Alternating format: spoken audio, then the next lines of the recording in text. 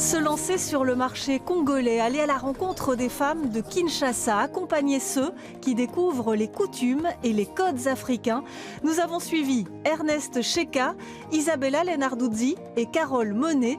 Ils et elles nous font vivre de l'intérieur la mission économique de la région bruxelloise à Kinshasa. Bonjour, c'est Ernest. Comment tu vas? Oui, je t'entends très bien. Ça va. Écoute, je me prépare pour venir. Et c'est pour Kinshasa qu'Ernest s'envolera d'ici quelques jours. Spécialiste du marché africain pour la société qui l'emploie, il participe à la mission économique bruxelloise. Un plus pour tenter d'attirer de nouveaux clients. C'est depuis Bruxelles qu'il lance quelques hameçons. Oui, bonjour monsieur, je me présente. Je m'appelle Ernest Cheka, de la société SatADSL à Bruxelles. Nous sommes une société qui fournissons des services de connectivité VSAT par satellite. C'est dans cet espace de coworking à Oudergem que la société de télécom s'est installée, une PME à taille humaine. Ça, ce sont mes deux collègues africains aussi. Vous voyez bien qu'on a une société assez multiculturelle. Et Ousmane vient de Mauritanie et Chris vient du Rwanda.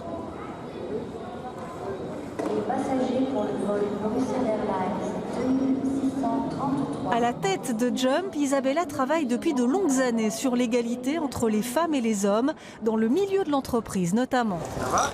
Oui, et toi? Je vais dire bonjour. Ah, ça fait longtemps. Comme je n'ai pas eu la liste des participants, du coup, je n'ai que des surprises. Bah oui, moi je ne savais pas que tu venais non plus. Elle participe dans le cadre de la mission à Kinshasa à un séminaire sur l'entrepreneuriat des femmes. Une opportunité, c'est sa première fois en Afrique subsaharienne. C'est ça qui est vraiment chouette, c'est que d'un côté, on fait du networking au sein du groupe de la mission économique des Belges, et puis découvrir l'Afrique et avec, à mon avis, des femmes absolument spectaculaires. Donc j'ai vraiment très envie d'y être. Comment vous pouvez y aller? Oliver. Ok. Voilà. République démocratique du Congo, Kinshasa, lancement officiel en grande pompe de la mission économique bruxelloise en présence de nombreuses personnalités politiques congolaises, dont le gouverneur de la ville-province de Kinshasa. 77 entreprises belges ont fait le déplacement pour se lancer sur le marché congolais, mais la mission est aussi politique et diplomatique. Bien évidemment, ça reste nos liens qui sont restés assez distants. Maintenant, ça commence à se raffermir. Donc, je pense que toutes nos deux populations seront, à mon avis, satisfaits de savoir que les liens sont en train de se resserrer.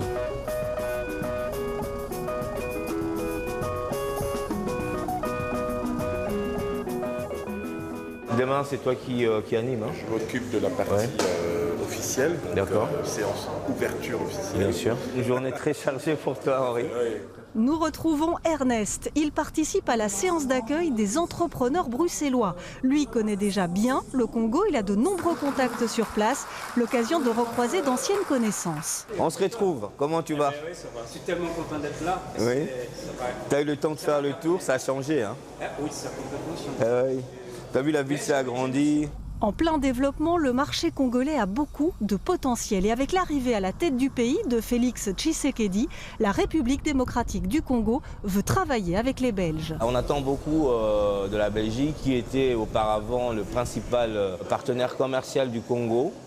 Et puis après, il y a eu d'autres pays comme la Chine et l'Inde qui sont maintenant présents. Et avec le nouveau pouvoir, on voit qu'il y a cet élan-là, cette volonté des pouvoirs publics de faire revenir la Belgique parmi les partenaires privilégiés du Congo.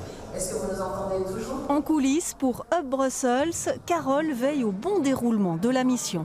Ça, c'est pour les SPC, une mission qu'elle prépare depuis de longs mois en partageant ses connaissances du continent africain avec les entreprises bruxelloises. Alors moi je dis toujours à mes entreprises, en Occident on a la montre, en Afrique on a le temps.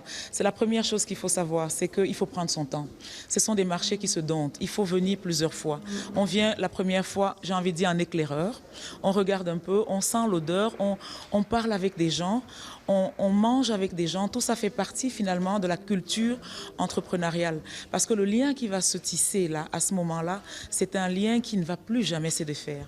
Et donc, il faut avoir de la patience quand on vient faire des affaires en Afrique. Il faut savoir aussi que les Africains attendent des Européens qu'ils comprennent ces codes-là. Une mission économique comme celle-ci, c'est en fait un peu comme si on lançait vraiment des graines dans un champ. Certaines vont prendre et d'autres pas. Mais par rapport à ce que nous avons comme retour, on a la satisfaction des entreprises. Plusieurs vont refaire un voyage dans le mois prochain, ce qui pour nous signifie que les choses ont avancé.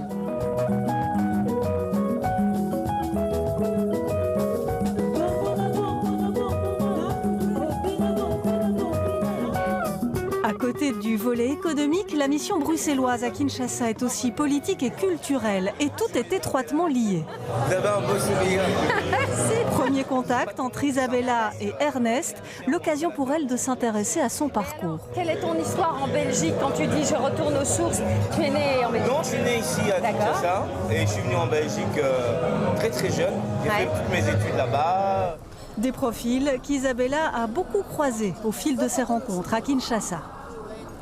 Et il y a beaucoup de femmes en fait qui sont issues de la diaspora congolaise en Belgique et qui veulent lancer, grâce à l'expertise, la qualification qu'elles ont acquise à l'école, à l'université en Belgique et à l'expertise dans le marché du travail, elles veulent faire profiter de ça finalement leur terre d'origine. Moi qui viens de l'immigration italienne, je trouve ça vraiment, ce sont des parallélismes que je fais et c'est vraiment très intéressant. Retour au cœur de la mission économique. Au programme, un séminaire sur l'entrepreneuriat au féminin. Carole est à la manœuvre. Elle insiste sur le rôle des femmes dans l'économie africaine. J'ai coutume de dire c'est que le développement de l'Afrique se passera avec les femmes ou ne se passera pas. Contrairement à ce qu'on peut penser, les femmes ont un poids dans la société africaine parce que ce sont les mères, c'est elles qui portent la vie. Et ce rôle-là, on a essayé de le conjuguer avec le développement économique finalement. Si on porte la vie, on peut aussi porter le développement. C'est pour participer à ce projet en particulier qu'Isabella est à Kinshasa. Au moment de démarrer, elle apprend que les hommes ne sont pas les bienvenus. Ce n'est pas ce qui était prévu. Ce qui est important, c'est qu'en fait, nous, on n'a pas compris le concept que Lucette a mis en place. Lucette, elle a mis en place un moment pour les femmes. C'est très révélateur de ce que vivent les femmes africaines et de la différence, en fait, d'environnement culturel dans lequel on vit à Bruxelles et dans lequel elles vivent ici à Kinshasa. Parce qu'en fait, ce qu'elles ont voulu créer, c'est pas tellement un débat sur l'entrepreneuriat. C'est vraiment un moment entre femmes où on peut échanger de nos difficultés, de ce qu'on peut faire ensemble pour vivre mieux en fait. Alors à la tribune, Isabella appelle les femmes à se rassembler.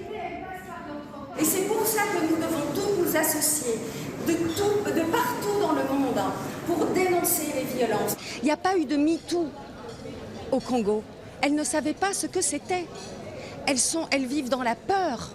Et malgré leur sourire éclatant, leur énergie incroyable, et leur robe, leur élégance, et leur envie de faire, il y a une souffrance abyssale. Il n'y a aucun pays au monde où les femmes sont véritablement égales aux hommes. Un discours qui parle aux nombreuses femmes entrepreneurs présentes dans la salle. Elles font face ici à d'importantes difficultés, mais elles ne baissent pas les bras. Vous comprenez bien que la femme n'est pas trop considérée ici à Kinshasa. C'est difficile, on sait qu'on va passer par des difficultés, mais ce qui est sûr qu'on va y arriver. Nous attendons à ce que nous tissions des relations avec d'autres entrepreneurs.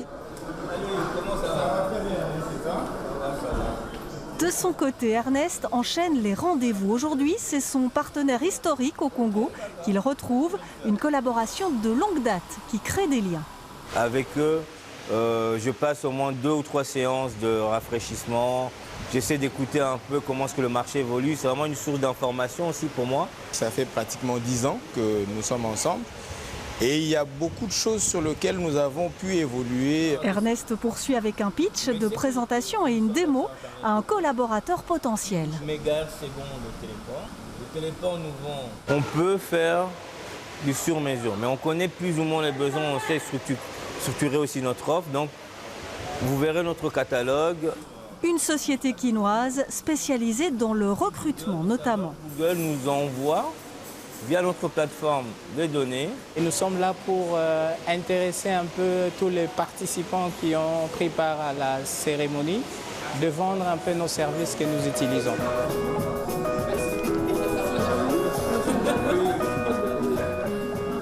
Pour Carole, il est temps de souffler. Enfin, pour quelques heures, elle s'envolera bientôt avec plusieurs entreprises belges pour quelques jours à Kigali, au Rwanda.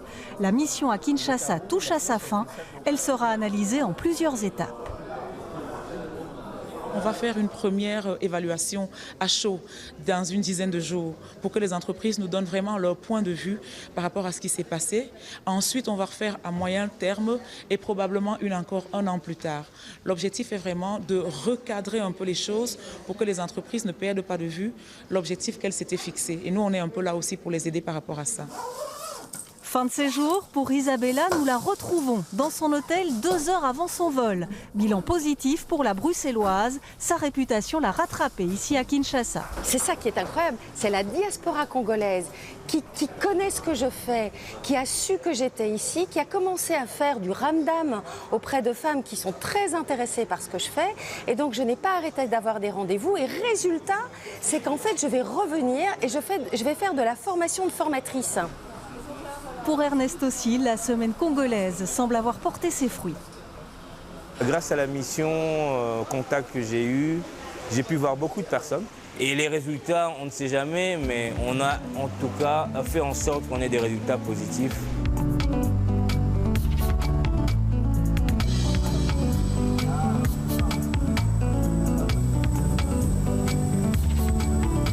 Ernest restera encore quelques jours à Kinshasa pour profiter de la famille.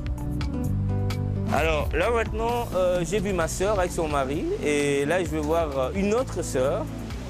Et après je passe chez mes parents parce que ma mère tient à chaque fois que je vienne manger chez elle. Tous les soirs elle me fait des petits plats bien locaux, des plats que j'aimais bien manger, que je ne mange plus quand j'étais enfant. Et la nourriture de sa maman, on ne l'oublie pas.